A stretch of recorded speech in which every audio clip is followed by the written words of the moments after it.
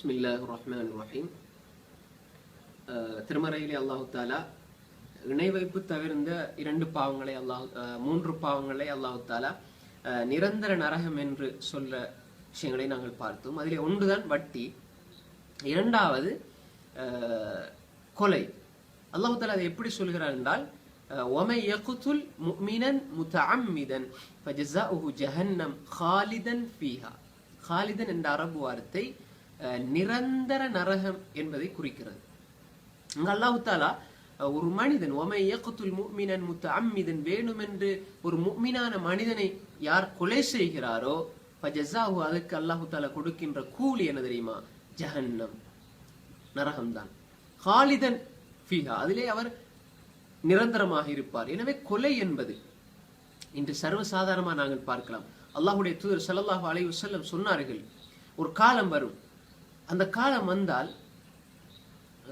லா யத்ரில் காத்தில் லிமா கத்தல் வலா யத்ரில் மக்தூலு ஃபீமா குத்தில். கொலை செய்தவனுக்கு தெரியாது நான் ஏன் கொலை செய்தேன் என்று, கொலை செய்யப்பட்டவனுக்கு தெரியாது நான் ஏன் கொலை செய்யப்பட்டேன் என்று. பாருங்கள், சிரியா, எகிப்தை பாருங்கள், யமனை பாருங்கள், முஸ்லிம் நாடுகள், எல்லா நாடுகளையும் பாருங்கள். ஏன் கொலை கொலை கொலை செய்வதற்கு தெரியாது நான் ஏன் கொலை செய்கிறேன் என்று, கொலை செய்யப்படுவனுக்கு தெரியாது நான் ஏன் கொலை செய்யப்படுகிறேன் என்று. கொலை இன்று பெருகி காணப்படுகிறது. அல்லாஹுடைய தூதர் சொன்னார்கள், இதல் தகல் முஸ்லிமானி பிசைஃபைஹிமா ஃபக்கிலாஹுமா மின் அஹ்லின். புகாரில் வரக்கூடிய செய்தி, ரெண்டு முஸ்லிம்கள் வாள் எடுத்து போராடினால் ரெண்டு பேருமே நரகவாதி. கொண்டவன் நரகம் போறது சரி, கொல்லப்பட்டவன் ஏன் நரகம் போறான்? அல்லாஹ்வுடைய தூதரிடத்தில் சஹாபாக்கள் கேட்டார்கள், ஏன் யா ரசூலல்லாஹ் கொல்லப்பட்டவன் மக்தூல் ஃபமா பாலுல் மக்தூல் யா ரசூலல்லாஹ், அந்த கொல்லப்பட்டவன் ஏன்?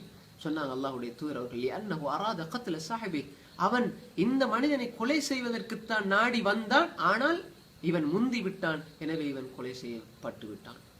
எனவே பாருங்கள், இன்று இந்த கொலைக்கு வழி செல்லக்கூடிய, வழி கொண்டு வந்து சேர்க்கக்கூடிய அல்லாஹ்வுடைய தூதர் சொன்னார்கள், குல் முஸ்லிம் அல் முஸ்லிமி ஹராம் தமுஹு வ மாலுஹு வ இர்து.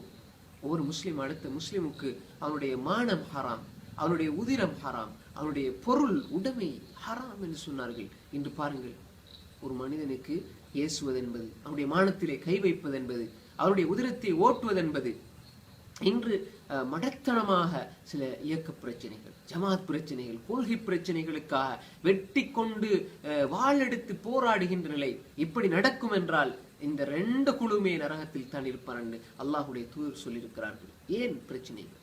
அல்லாஹுடைய தூதர் சொன்னார்கள், சிபாபுல் முஸ்லிமி ஃபுசூக், ஒரு முஸ்லிமுக்கு நீ ஏசுவது, அவனை வாயால திட்டுவது, அவனுக்கு எதிராக நீ கடுமையான வார்த்தைகளை பயன்படுத்துவது மிக ஏளனமான அசிங்கமான பாவம் என்று சொல்லிவிட்டு சொன்னார்கள். வகிதாலுஹு, அவனோடு போராடுவது, அவனோடு சண்டை பிடிப்பது, அவனோடு நீ போராட்ட களத்தில் அவனை சந்திப்பது அல்லது அவனை கொல்லுவதற்கு முயற்சிப்பது குஃபுர், இறை நிராகரிப்பு என்று சொன்னார்கள். ஆனால் இன்று பிதஅத் என்று, ஹுராஃபாத் என்று பிரச்சனைகளை நாங்கள் மக்களுக்கு ஏற்படுத்தி அவர்களோடு சண்டைக்கு செல்கிறோமே, இந்த சண்டையினுடைய நிலைப்பாட்டை அல்லாஹ்வுடைய தூதர் என்ன சொன்னார்கள்? குஃப்ர் என்று சொன்னார்கள். எனவே